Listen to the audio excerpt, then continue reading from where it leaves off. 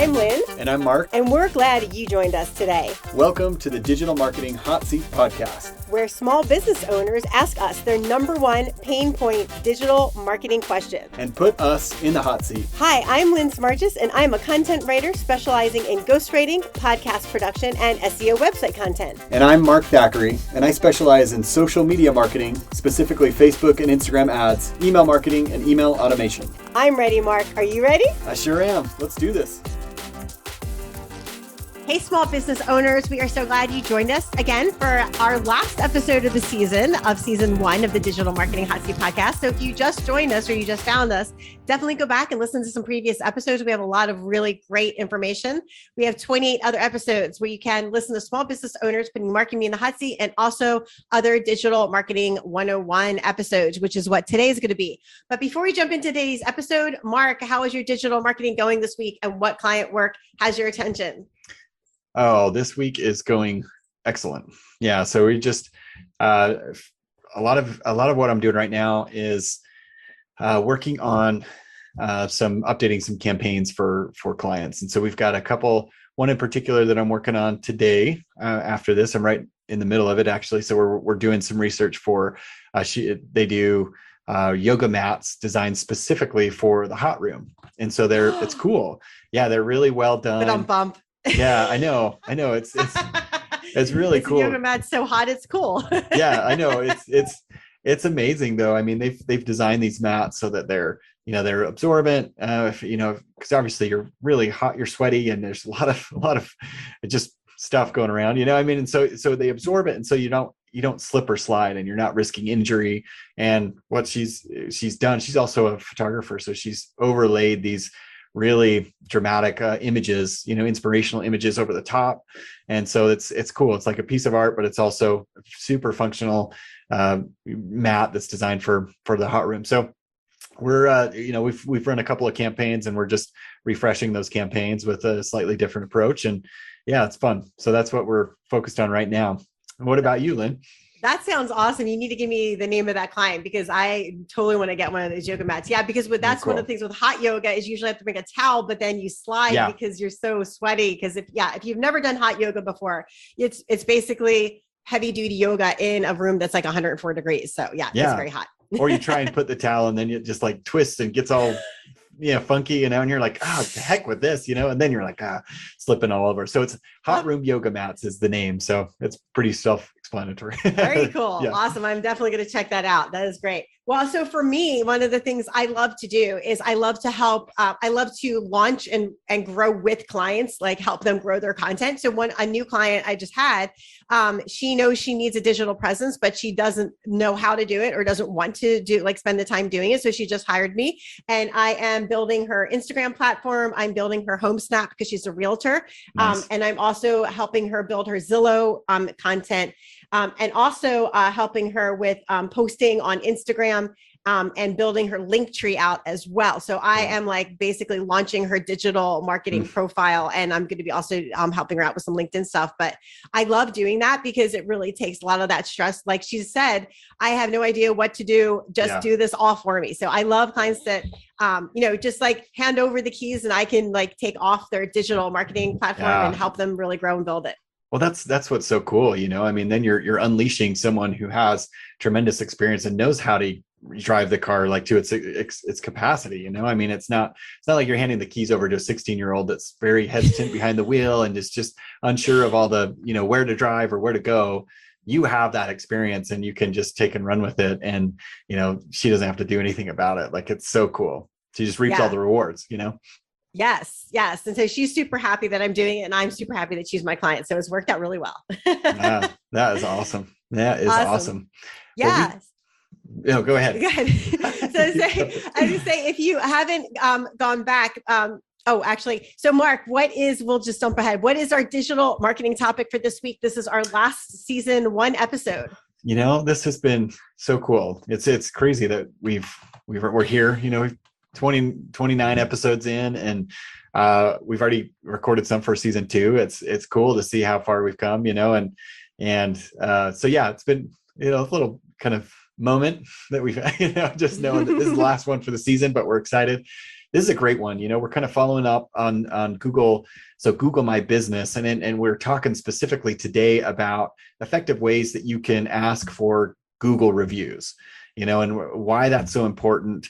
We've touched on that in the past, but we're going to dive into specific reasons or specific ways, I guess you could say, to ask for those reviews.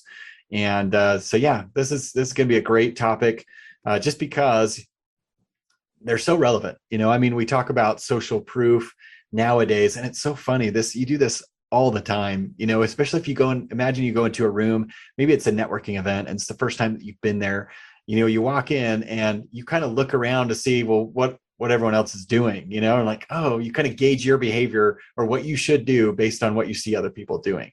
You're like, oh, that person, you're like looking over, oh, that person. I call that scoping the room. Yeah, you're kind of seeing, it's so funny that we do this, but we do this all the time, and you do the restaurant, oh, that person ordered this, that's probably good, and even though we have no idea, and that person could be very upset with their meal, we're like, oh, they ordered it, so it's pretty good. Yeah, or it looks really cool. Like, this is a perfect example. Like, last week we went to a restaurant. It was actually called Asian house or sushi house here in Olympia, Washington. And somebody got this dish that was on fire. We're like, oh my gosh, what is that? We need to get that next time. I know, but this is social proof in action, and it works all the way down to, we've got kids in the house, elementary kids, and it works very well there as it does with adults, so it's universal. And so when we talk about reviews, this is kind of what people do online now is that they go and see if it's a restaurant, if it's a service provider, they're going to go and see, well, I have lots of options. Most of us have many, many options to choose from. And so they're going to check the reviews and see, well, is this something that other people have used and what has been their experience? And so they a lot of times will read through those reviews. What's interesting too, is that Google understands that. They understand that the human behavior and that we like that social proof. And so they take those reviews into account when they're placing you, in terms of ranking you, in terms of search engine, your how you appear, your visibility, and your presence online. And so that plays a big part in your SEO, is just the quality rating of your reviews, as well as the number of reviews that you have to your business name, and then the recency or frequency of those reviews. So continuous reviews that are, that are relevant and things like that, not just 20 reviews when you opened six years ago, but then it goes dark for a while. So this is the importance of it, is that it plays such a major role in the conversion process of a consumer, and because they're looking for that business that's going to take care of them, that people have had a good experience with. And so yeah, let's, sorry, I've monopolized this, Lynn, as I sometimes do. So I apologize. Why don't you chime in? Yeah. So first, why talk about Google reviews before you even jump into your Google review? You have to have a Google My Business account, because if you don't, you can't get reviews. And the other thing you want to know is that if you have different business locations, you want a Google My Business account for each location, because A, that's going to get more reviews, and B, that's going to show people where your locations at. So this is a great example. I just recently, we signed on with each other because we're using his tree service, but he's also using me for his blog posts. And he was saying when he got into managing the business 2 years ago, they had one Google My Business listing for 3 different locations, which were 100 miles apart. So you definitely want a Google My Business listing for each account for each place you physically have. So if you're like Mark and myself, where we work from home, you can only have one location. So and you have to tell Google that, you go out to your clients and you have a service area. But if you want more information on that, definitely check out episode 27, where we talk about how to set up your Google My Business account, because we deep dive into that in episode 27. So definitely go back and check that out. And so then once you have your Google My Business set up, you're going to have a homepage. And so on your homepage for your Google My Business account, when you want to create a review, you want to click on the left column so you can actually see reviews people left for you if you already do have some. So you may have some reviews that people just organically went on and left, even if you didn't ask them. So check and see what you have. And it's important to respond to all the reviews, whether they're positive or negative. And one of the things I found out was that I didn't want to use a business because of the way this business owner responded responded to their negative reviews. You can learn a lot from someone. Yes. Yeah. So like somebody had left a negative review. I can't remember what they said, but I do remember the business owner replying and saying, it's people like you that blah, blah, blah. And I'm like, oh, not a good response. I know. So yeah, you can also find out what businesses you don't want to use from how they respond, but always respond to positive or negative reviews. So then on the right column of your homepage, you'll also see a button that says share review form. And it gives you options to share your review on either Facebook, Twitter, WhatsApp, and email. So you can choose how you want to share, like ask for a review. So you can just blindly put it out there if you want to just, put it out there. But you can do it actually more targeted. But before we talk about the targeted way to ask for reviews, we're just going to go over the general ones. So Mark, do you want to cover the next two? Yeah. So you have lots of ways to do this. You can post on social media. Once you get that review form link, to share, like Lynn said, you click on that button that says share review form, copy the link, and then you can use that anywhere. You can use that on Facebook or Instagram or Twitter or WhatsApp or email or text. You can send that to, I know there's companies that have made, become a business that's all they do is they automate that process for you. If you want to do that, if you have a dental office or an auto mechanic shop and it ties into your management software. So, when someone checks out of an appointment, then 10 minutes later, they receive a text that says, hey, would you leave us a review? And that's a great way to do it. If you want to do it that way and automate the process. But there's lots of ways that you can do it manually. It's just going to talking, posting on Facebook every once in a while or on social media and saying, hey, if I'd love to hear your feedback. Always looking for reviews. Here's a link to leave a quick review on Google. It takes 1 minute, 60 seconds basically, and just encourage people to do that. And the more you ask, the more you get. You hear that all the time, and that's, I don't know how many times it's in the scriptures, but in the Bible, it's like asking you shall receive. But it's a truth, and you ask for something and you're going to get it. And so just keep doing that, and you're going to start to see some of those reviews come in, and you're just going to see those. And then, like Lynn said, you want to respond to all those. But those are some ways easy ways to get started. Yeah. And we're going to take a quick break right here. But before we do, Mark and I would love to invite you to subscribe to the Digital Marketing Hot Seat podcast on your favorite podcast player. While you're there, please rate and review on digital, not on Google reviews. We don't have a Google My Business yet, but rate and review us on your favorite podcast player, because that helps other small business owners find our podcast so that they can figure out their next step in their digital marketing process as well. If you like to watch video, you can also see our podcast on our video version, and you can see the video version on my YouTube channel at Right For You Content Creation. And you can find Mark's video version on his website, markthackeray.com. As always, you can find the links for the show notes underneath find the links for the show in the show notes underneath the album cover. Do you need more people visiting your website? Are you looking for higher ranking on Google searches? Or are you frustrated by the ever-changing rules of social media? Mark and I are here to take away the headaches and stress of digital marketing with services such as website content, social media ads, and website SEO. We can provide the digital marketing magic you need to increase the number of people seeing your website and clicking on your business links. Visit our website at www.digitalmarketinghotseat.com and hit us up on our contact page to reserve your complimentary consult. Find out how our marketing team can take the worry and hassle of digital marketing off of your plate and onto ours. All right, so we're going to jump back in. So Mark talked about some options on how to ask for a Google review. And I also want to just build on that for a quick minute. One of the things I love to do is to message people, either text message people right when I finish their work, because they're really excited. They're like, oh, I love this work you've done for me. That's the best time to ask, because people are pumped and they're going to leave you a great review. But I also ask them too, to make sure that they list the service that they use, whether that's website content, ghostwriting, influencer management, because then Google indexes that as that specific service so people can find it better.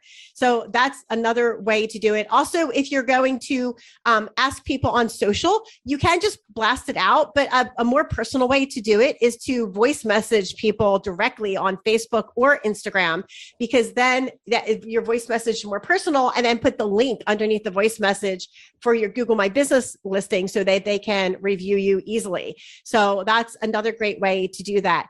But when you ask, like I said, you have to find, we said before, find the sweet spot on when to ask for it, like right after that appointment, or right after, like if you have software to manage it, that's super great because you don't have to think about it. Or if you have a VA, what I do is I have a little script I give my VA. He just changes the name and the information on it to that particular person. And then he'll send it out to people to ask for reviews. So that's another great way to do it.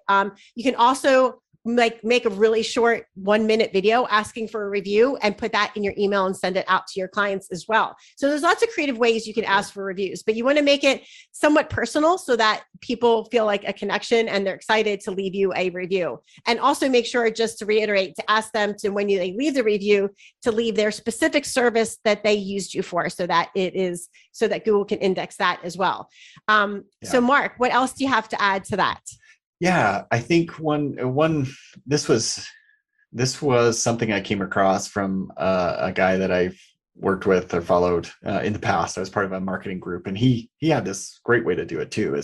Is so you can be proactive about them and go find those reviews. You know, like Lynn mentioned, after you deliver products or services and they're super excited about it, that's the sweet spot. Then it's great time to ask for a review.